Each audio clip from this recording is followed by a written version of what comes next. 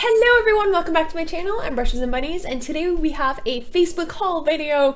It's a little bit of a little haul. I didn't spend so much money and I didn't go too crazy, but I found this sort of advertisement across my Facebook wall, and I don't normally click on these things, but this one caught my eye. Basically, they were promoting these watercolor brushes, and it's from they were selling it on a website called Sugar and Cotton.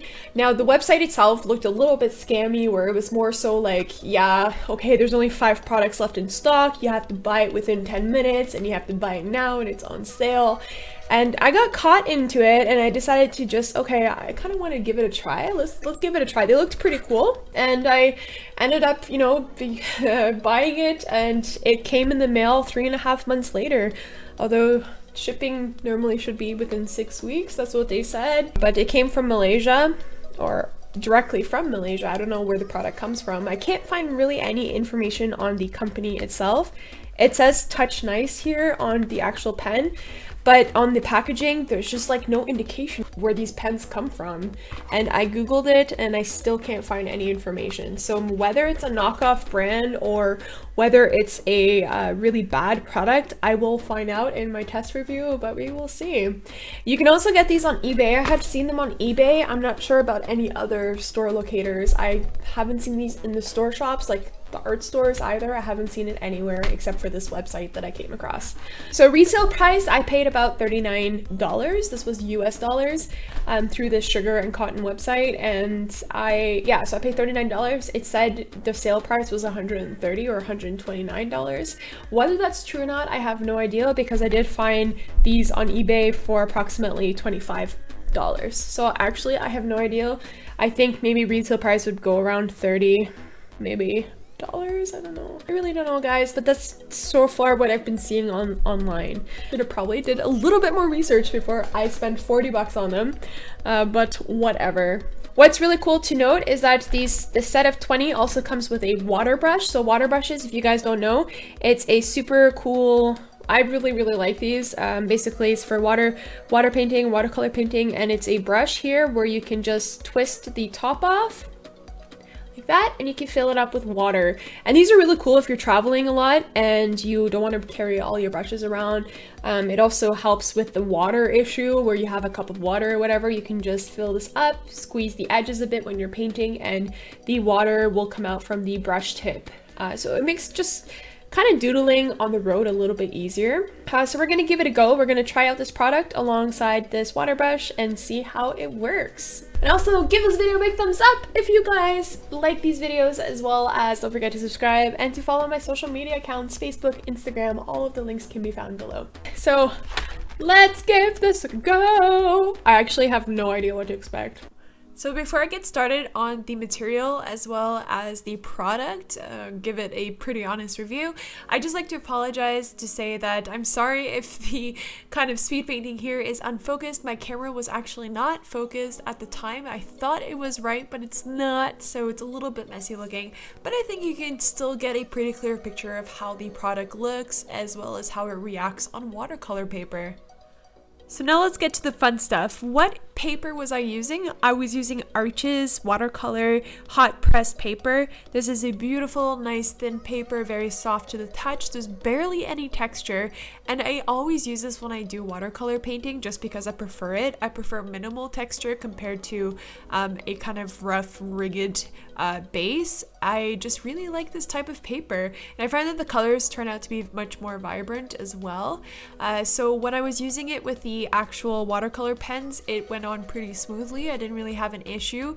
The only thing I really noticed was that these kind of ink pens, or the ink within the pen, was sorta running out in a way where I had to really work it so that the ink would come out much more.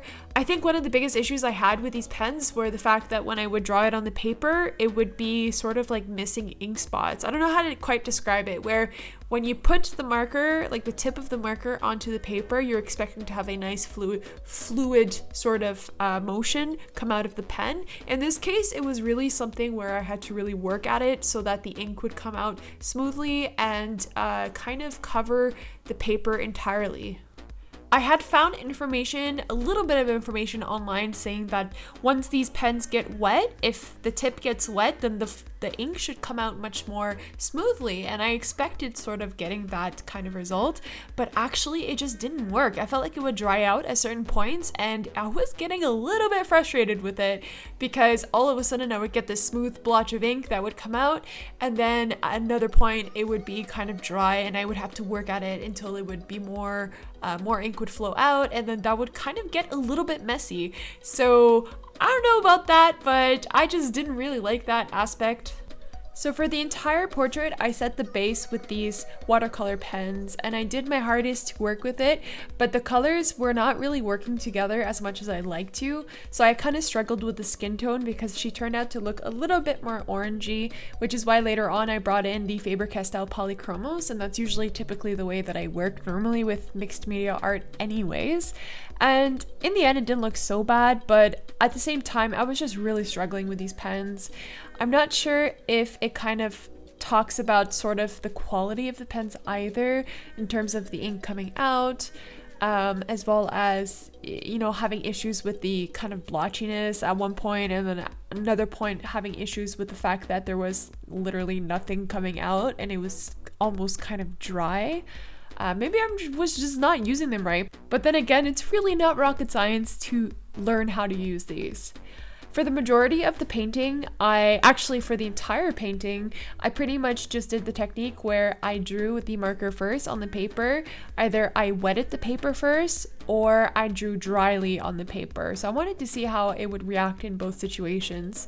I think it worked much better when I drew with the marker first and then I added watercolor afterwards, I added water afterwards, and that's when I was able to blend much better. But in terms of the hair, to kind of cover a massive surface of paper, I think it worked better in the sense where I would wet the paper first and then I would apply the watercolor pen on top and then just kind of work it in as I went with the different colors as well as with the water brush. What I like about these watercolor pens is the fact that you can use them like markers. I thought this was a pretty interesting way to do watercolor actually, and I would probably be willing to try different brands just to compare and to see, especially some of the sort of like the well-known brands. I think that the quality might be completely different. I might not just have liked it because this might be a knockoff product or just might be a really bad quality product. I really don't know, but I will probably be trying a different type of brand just to see how I could probably work it much better as what I did for this one. Although I have to say that drawing with the marker is quite interesting, so you can really kind of achieve a different sense of technique as well as color saturation, and yeah, I think that it's quite of an interesting experience to try, especially with watercolor.